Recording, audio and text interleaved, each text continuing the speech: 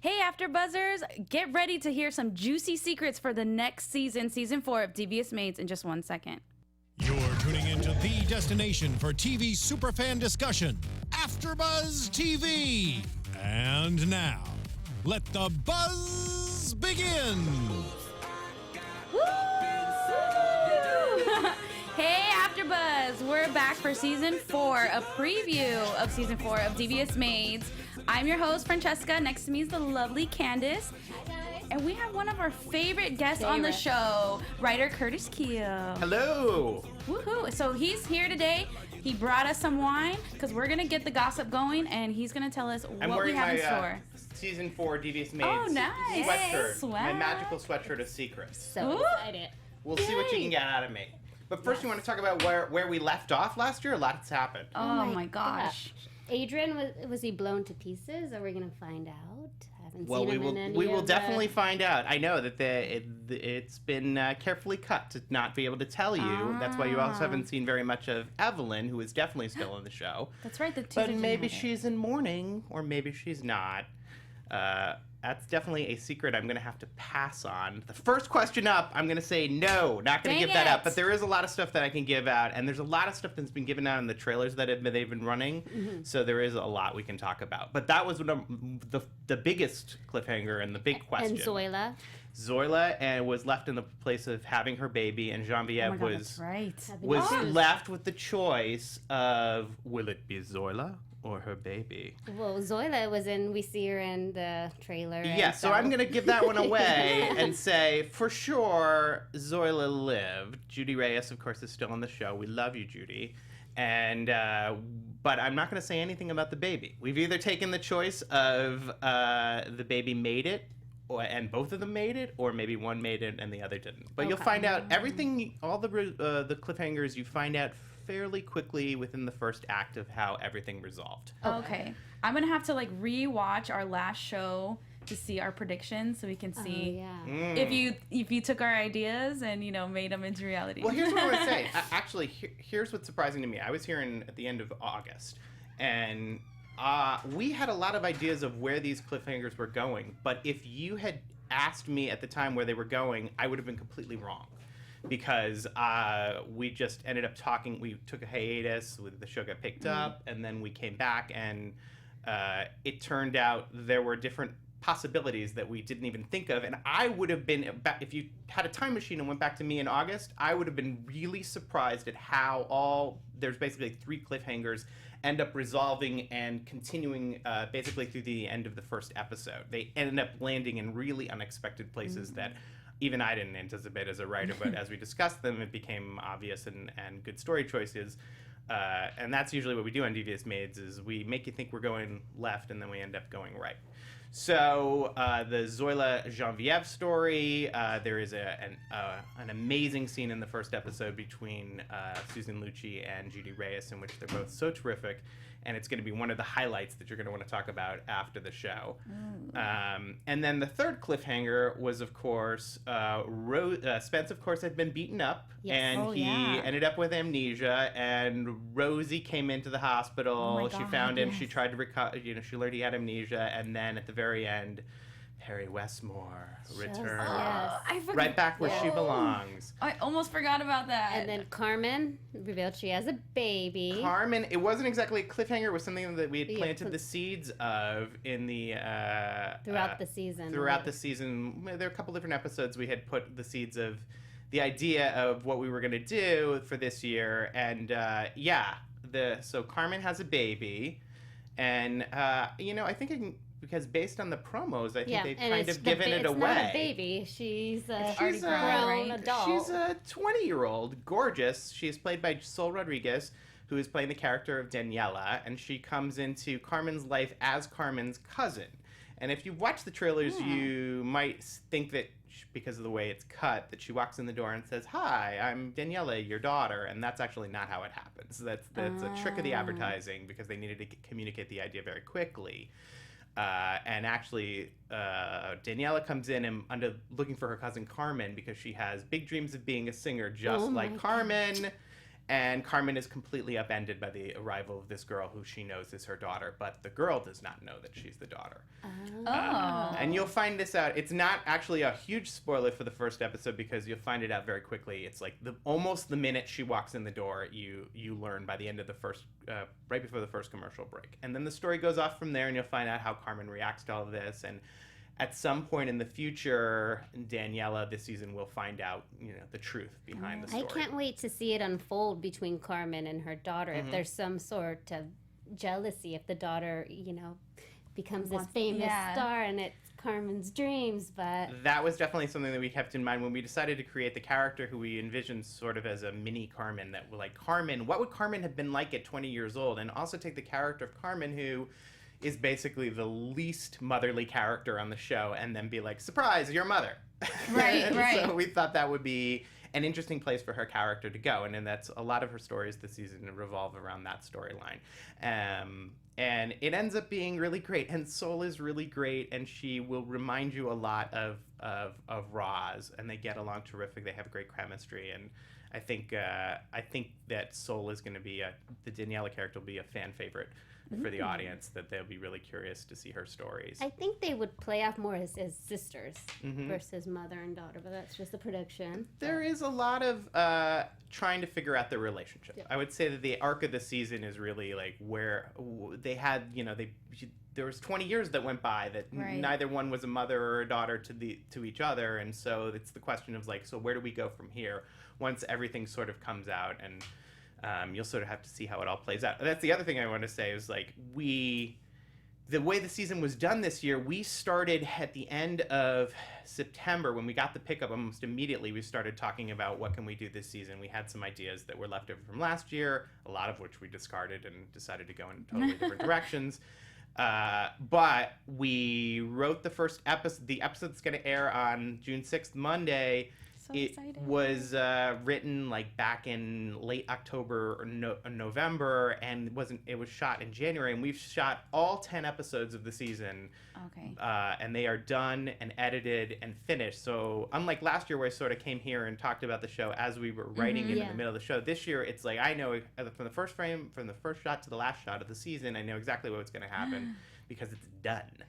That's crazy. So there won't be any effect on, you guys say it this Darn. year. But if we get another season... Which you guys will. Which we hope so. A fan actually asked, which Curtis will explain. Lady Junkie, who's a super fan. Yes. I believe she lives in France. I don't know much else about her, but I think her name is Justine D.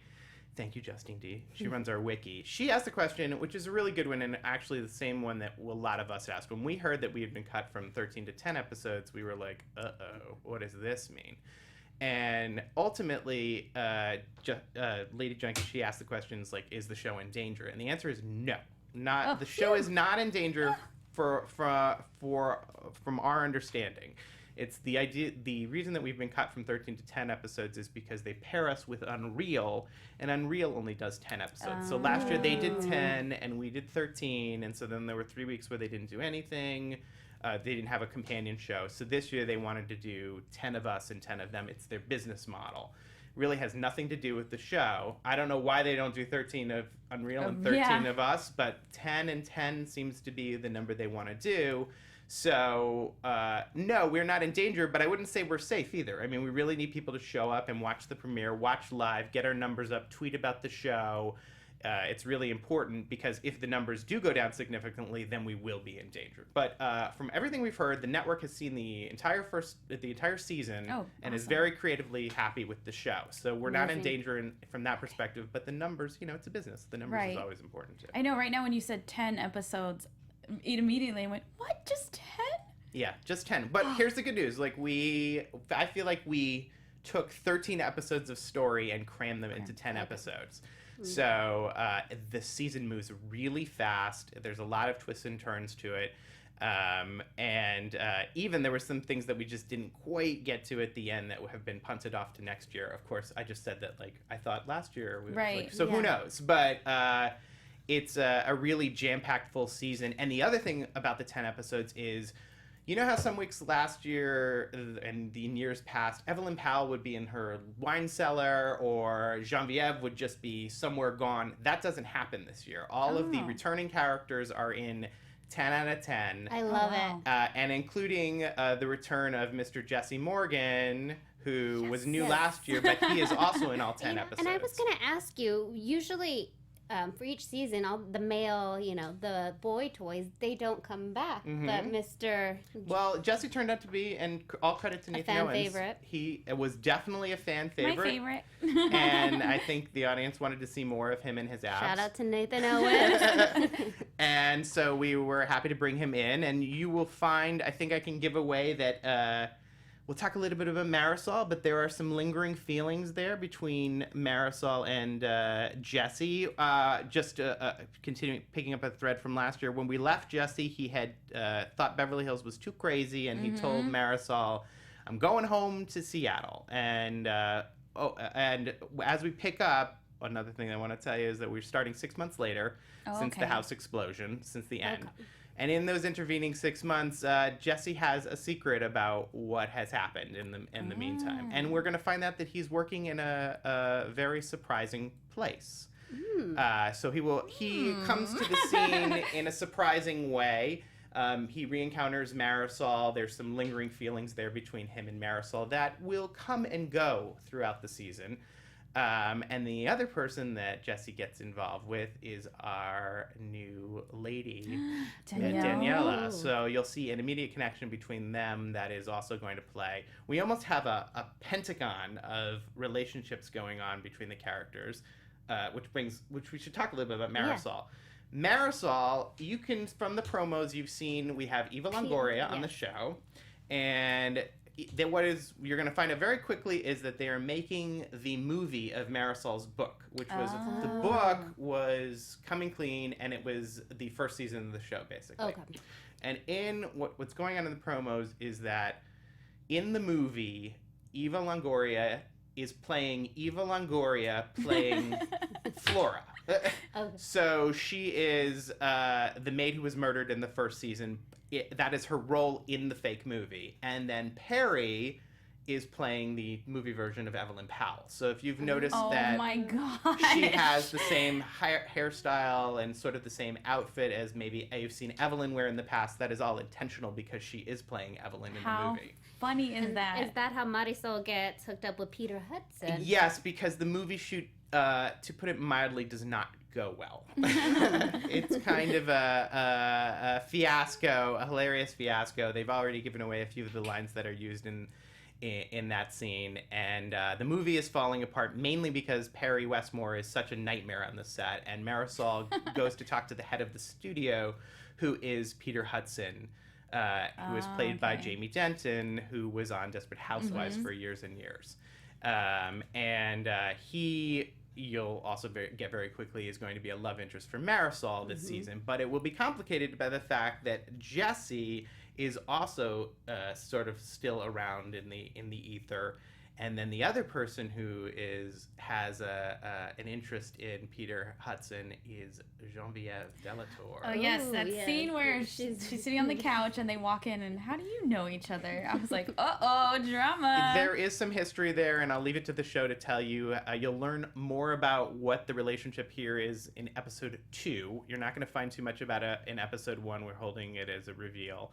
But suffice it to say, Genevieve and Marisol are both after the same guy, and by the end of episode 2, going into episode 3, which is called War in Greece, we've done cleaning puns this year, Marisol and Genevieve go to war over Peter Hudson, and everyone in Beverly Hills is forced to take sides. And there's a string of unfortunate incidents that befall them both in the course of trying to win Peter Hudson over to the respective women. So you've got that going. Then meanwhile, Jesse also becomes interested in Daniela. So you really have 5 different people sort of all floating around different relationships. And then Carmen is sort of invested because it's, of course, Daniela who's her daughter, but not her daughter. So there's a lot going on. Yeah, that has to be weird for her. One of her best friends is hooking up with her. Oh my god, the drama. But this season, Zoila has a little Stella gets her groove back moment with Kyle, the new character. Yes, so Kyle is a new guy that Zoila happens upon near the end of the first episode. And he's we've cast another one of our guys who are hard on the eyes. Certainly, Ryan McCartland is another guy that we're hoping will become a fan of the ladies and the men. Excited to see his abs. I know, yes, Exactly. more abs. And he comes on the scene, and they have an immediate connection at first, and then later on in episode 2, you're gonna learn that there's another side to Kyle, which is that he has a bizarrely close relationship with his mother, Frances. Kyle is played by Ryan McCartland, who was on Chuck. He played Captain Awesome. And then Frances is played by Stephanie Farisay, who's a great character actress who had been in Housewives and Ugly Betty and a million other different things. And we were so lucky to have her because she's terrific. And those characters float throughout the season. And you'll see different sides of them as we go forward. So, and Zoila has an interesting twist to her story, which also happens at the end of the first episode, which I don't really want to get into because I think it's really fun and surprising for Zoila. But what happens at the end of the first episode for Zoila launches her in an entire season arc that will go for the entire rest of the season. But it's really something different and fun. And actually, Marc Cherry, who's still involved with the show, he's a consultant. He came in and we talked with him for a few weeks at the beginning of the season. And this was the Zoila story of where it goes forward was his idea. And I think it was great because we had a lot of the other building blocks at that point, and Marc came in and pitched this one, and we were like, oh, that's really much better than what we had. So that particular story is Marc Cherry inspiration, and it's really great. I can't wait. Now, will we hear about Valentina and Remi? What's going on with them? We hear a little bit about Valentina and Remi in the first episode. We do not, sorry fans, we are not going to see Valentina and Remi this year. I also want to talk about who else we wouldn't see, but Valentina and Remi, who are still a part of our family, and we actually talked about bringing them back towards the end of the season. Eddie Genham was pregnant this year. Yes, so production-wise, that was a little bit of how would we make that work. I think Drew Van Acker did a pilot that now got picked up as a series called Training Day, I think, which is based on the movie. So he's going to be on that. Okay. We had wanted to bring them back, and here's what happened. Because we are now we went from 13 to 10 episodes. There's so much story. There's so many characters that we have to service who are already on the show. And we don't want to say we're not going to service this character or that character because we're going to bring in other characters. That we have to service. And we don't really want to bring in Valentina and Remi for just a scene. Like, they got to come in with a story and a purpose and a reason. Otherwise, it's really not worth doing. And we had it on the board, and and at the end of the day, we're like, we had so much to get to at the end of the season. A few things for our own characters got punted to next season. We just didn't have time. So they're not with us. Somebody else on my Twitter page has asked about Odessa. We are not bringing back Odessa this year. Also gone are the Stappards. Taylor, I guess, is on the run with Katie. Michael, of course, rest in peace. Also in the grave is Sebastian, and Ernesto has headed back to Mexico and will not be seen this season either. So we ended up having, he's another one that we had talked about. Well, do we want to bring Ernesto back for a few episodes? And that may be something on the table for a future season. But ultimately, when you see what happens in the first episode, you'll realize that we just have no room for that. There's a lot for Rosie to do. Perry becomes a major complication for her and Spence getting back together. There's a major turn to that. Later in the season, we have Catherine Lanassa comes in, who is, you may know as Mrs. Grant Show. In real life, she comes in as Perry's sister and provides another complication to Rosie and Spence being together. And we think it's really funny because we wrote it so that Grant and Catherine hate each other on the show. So it's Rosie, Spence, and Shannon, who's the name of who's the name of Perry's sister. They hate each other, and we thought that was pretty funny because they're married in real life. Right. So she's another one coming on the show. We have Elizabeth Rodriguez from Orange is the New Black comes in awesome. as Daniela's adoptive mother, Carmen's real cousin. Josefina, she comes in for a couple episodes. we also have Sharon Lawrence comes in at the end of the season, and of course Eva Longoria and James Denton. A lot of great guest characters rolling through. And then also in terms of new characters, we have Ben, who folds into Rosie's side of the story. Ben is played by Carlos Ponce, who I knew from Couples Retreat. He's the sleazy yoga instructor with the accent who's feeling up on I the knew that women. name sounded familiar. He's unrecognizable when you see him on screen. You would not equate the two unless you looked it up. But he is coming in as Ben, who is Perry's manager. And she and Ben seem to have an unusually close relationship.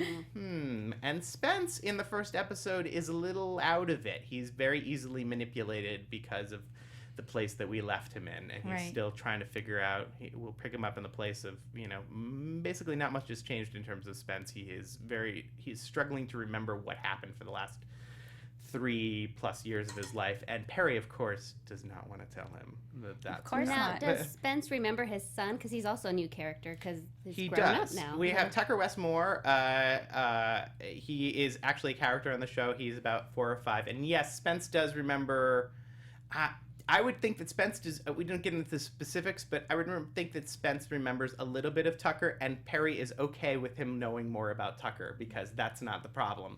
She does not want him to remember how he feels about Rosie because that would be really, really bad for their marriage. So she is going to extreme lengths to try to keep them apart. But she's also with her manager as well. Ben. So she's having her cake and eating it too. Possibly. It's a suspicion as to what their relationship is. You'll get hints of it in the first episode. So you'll sort of have to watch and see how things unfold.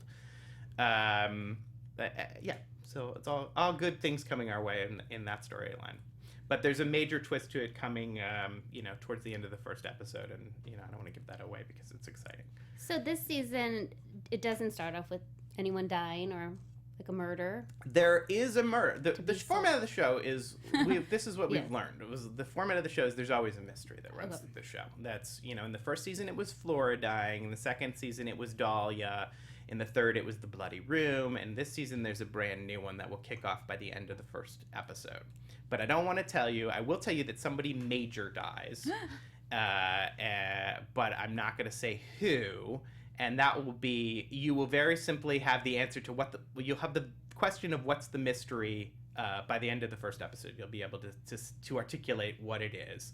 Okay. And once we talk, you see what happens, and we can talk a little bit further. But I can tell you that it will continue to be a game throughout the season of trying to figure out who's the villain in the end. Just like, it ended up being Philippe at the end of the first season and Sebastian at the end of the third season. Here, there is another villain who you will be trying to figure out. And we've got a lot of good red herrings and twists and turns, and I think, you guys, it's going to be hard. I think it's going to be hard to figure it out. I think it's going to be, you're going to be very surprised when you get to the last episode as to who's behind it all. We take the challenge. I know, right? The challenge. Well, I'm looking forward to seeing if anybody is able to piece it together before the last episode, but I could tell you that the person who it turned out to be was very surprised.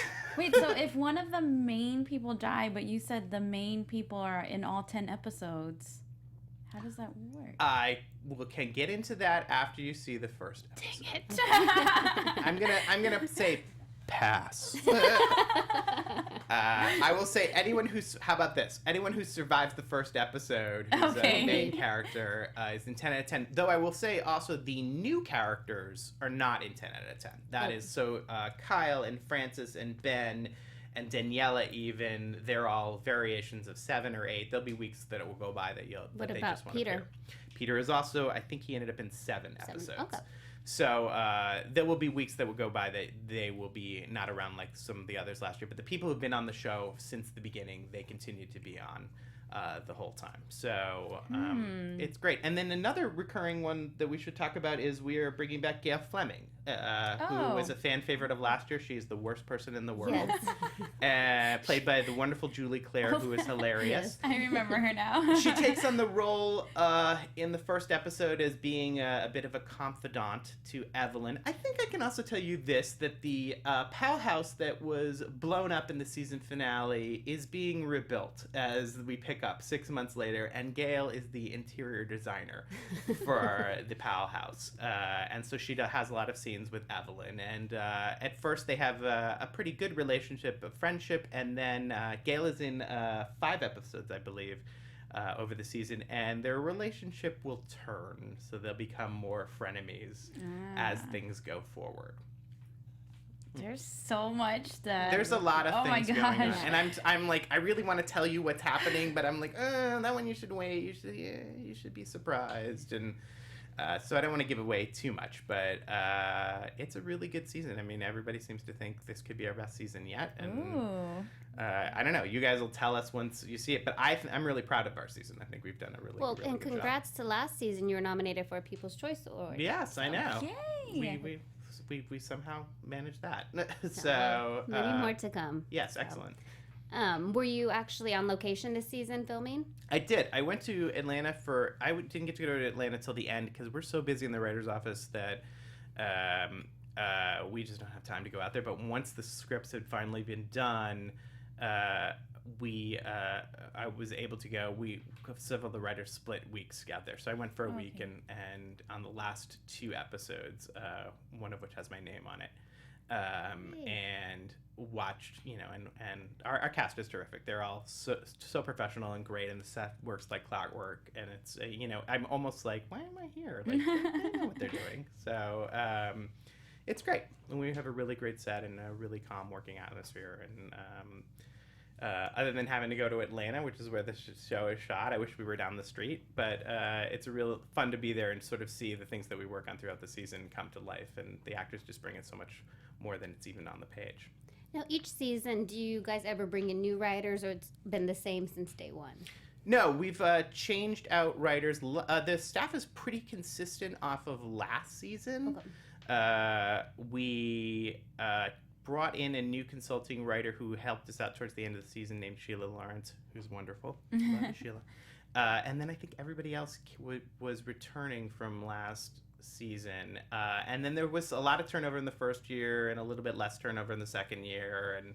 And Brian, who is the showrunner of the show, Brian Tannen, he's been on the whole run. Okay. So there is a lot of consistency in the writer's office. And we kind of, it's like I've been on, a lot of shows, and as you get further into the run, you get a better sense of, okay, here is what the show is, here is what we do every week, and it's supposed to become easier as it goes. And it is. The hard part then becomes, okay, so what's new? What do we do that's new? That's always a challenge.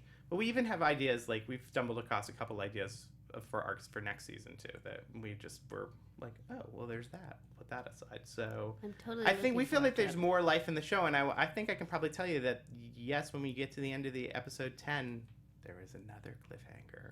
But of course. You would expect nothing less. So we've built episode 10 as not a series finale, so we hope that there's more, and we've left a pretty giant door open to a future story at the very end of the season.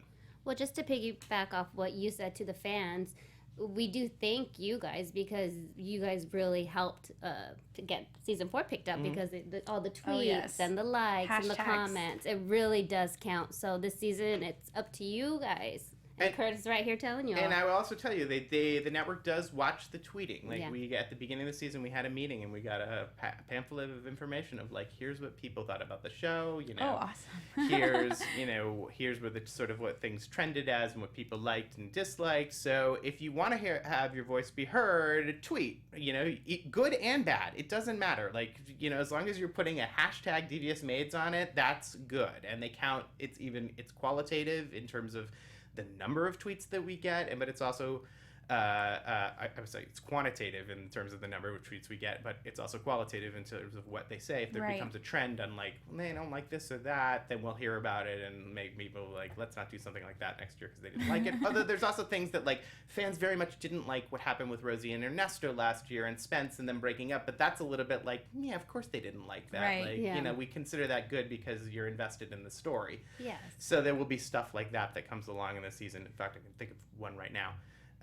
That the fans won't be a fan of, but it will be things that, you know, of course you become invested in, and, you know, we have to just be careful of going too far because we want everyone to be hoping for our favorite couples to be getting back together if they've been broken apart, or so we want you to stick with the story. You guys don't want to be like the Game of Thrones writers, breaking people's hearts. That's true. I don't watch those shows, so I have we no are clue. not above a big death, for sure. And as I said, you might see that in the premiere. There's also another death coming later in the season. And then that's assuming that I'm not even going to say anything about the season finale where someone might die or might not die, or maybe we left a cliffhanger on somebody dying or not dying. So last year we had a body count of, I think, 5 people died last season. It was so many. There was, I'd have to count like Michael and Sebastian and Louis Becker and Hector and Pablo at the beginning of the season. There was a list. Our body count's a little lower this year, but we're never above. If we feel like, okay, the story needs to move in this direction, we will pull the trigger, literally. I'm so excited for the season to know that there's so much packed into 10 episodes. Yes. I'm not as sad now. We don't have 13, so. Yes, and here's also what we tried to do this year. We switched up the character combinations. So a lot. So there's characters interacting that normally didn't interact before. So one example is when we pick up 6 months later, Zoila has been on a leave of some kind, not maternity, mourning, I don't know, from Genevieve's house, and in the interim, Rosie has been working there.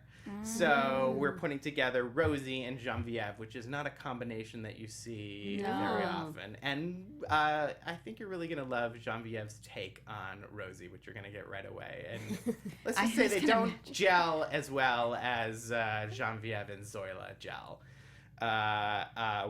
Jesse and Rosie end up interacting. As I said, Marisol and Genevieve get into it. We find a lot of ways to interact. Evelyn and Marisol, who have interacted a bit in the past, but not as much as they do this season.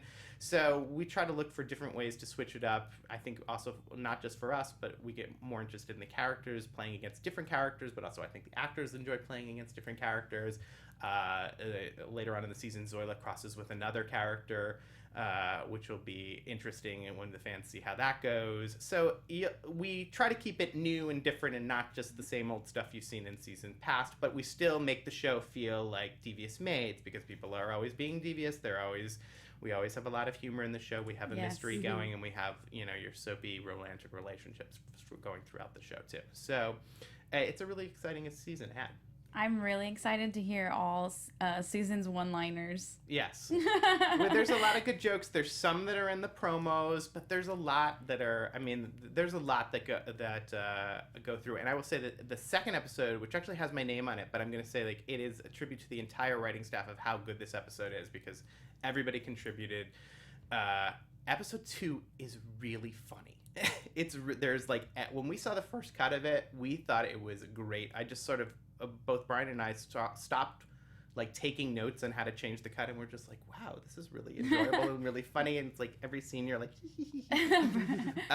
so it's a really, really good episode. The second one, the first episode of course very good, but the first episode always has a bit of setup to it, because we are going away for 6 months, so we're, as I said, people are in different places than they were, and there's a lot of reestablishing things, and there's certainly a good degree of humor and twists and turns, and it's a great episode. It just it really takes the second episode where we're sort of back to okay, now that we've got all the building blocks in place, now we're moving forward in this season. So I think that's a really good episode to look forward to. Can we see Detective Rosie this season? She going to turn on that detective hat? It depends if Rosie has an interest. I will tell you, one of our maids, because I can't tell you what the mystery is, I can't tell you who's invested, but we specifically took one maid, becomes very invested in it, much like Marisol in the first season was invested in her getting her son out of jail. We have come up with something similar in this season that will have one maid leading the charge, but it's not necessarily Marisol.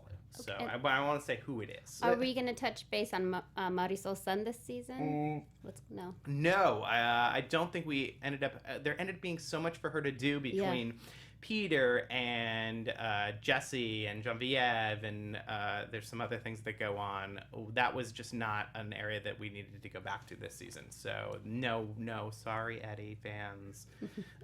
Maybe in a future season, but right now we have talked about a number of times bringing him back in some way. And last year we thought there was an interesting story in Eddie coming in and meeting Jesse because they're about the same age, and that they would get along really well, and Marisol would be like, "What's going on here? Like my son and my boyfriend are like growing out." Right, exactly. And you know, like it's just like things that end up we talk about, and then it's like, well, but we got to tell this story because we know kind of the roadmap of where we're going to, and we've got to make sure that we get there. So that was just sort of one of the things that slid aside, and you know, there's a number of different ideas, but that's always a thread like we can pull on in future seasons. So I'm really excited. It sounds like there's so much drama, juice, funny lines. I think, like I said, we were very surprised at how much we were able to come up with. There's always at the beginning of the season, you're like a little bit like, oh, how are we going to get through this one? And we really came up with a lot. Like I feel like everybody has something interesting to do and exciting, and it's a really fun ride. I'm so excited. Yes. You have like copious amounts of little notes. Did we cover everything on there? I think so. I think that we got through pretty much everything that I want to tell you. Yeah. That's the trick of this. I think we've gotten through pretty much everything. So I think we should leave it at that and let everyone watch the first episode. I think I'm going to be back here next week to talk about the first episode. Yay! And then we can have I didn't know that. That's a surprise for me. Maybe we can have more of of an open conversation. I'm looking at my first note and just like Adrian ... blown to pieces. ... He is either alive or dead. I'm gonna tell you that. Adrian, alive or dead. 50-50. But I will tell you, you will get that answer very quickly. It won't be the first scene of the episode, but it will basically be the second. So. Awesome. I'm so excited. I hope you all out there love these little tidbits and juice and gossip, and I cannot wait for next week so we can actually dive into it. And remember, watch live and tweet about the show. Tweet. Very important if we want a season 5. Where can we find you, Curtis, to tweet to? You can find me at Curtis Kheel on Twitter or Instagram. And you can find me on Twitter, Instagram, Snapchat, Candy Buen. And Twitter, Instagram, XOXOCESCA, and we'll see you guys here next week, Mondays, for 10 weeks. At 9 p.m. on Lifetime. Yeah. Woohoo! Bye, guys. Bye. See you then. From executive producers Maria Menounos, Kevin Undergaro, Phil Svitek, and the entire AfterBuzz TV staff, we would like to thank you for listening to the AfterBuzz TV network. To watch or listen to other after shows and post comments or questions, be sure to visit AfterBuzzTV.com. I'm Sir Richard Wentworth, and this has been a presentation of AfterBuzz TV. Buzz you later. The views expressed herein are those of the hosts only and do not necessarily reflect the views of AfterBuzz TV or its owners or principals.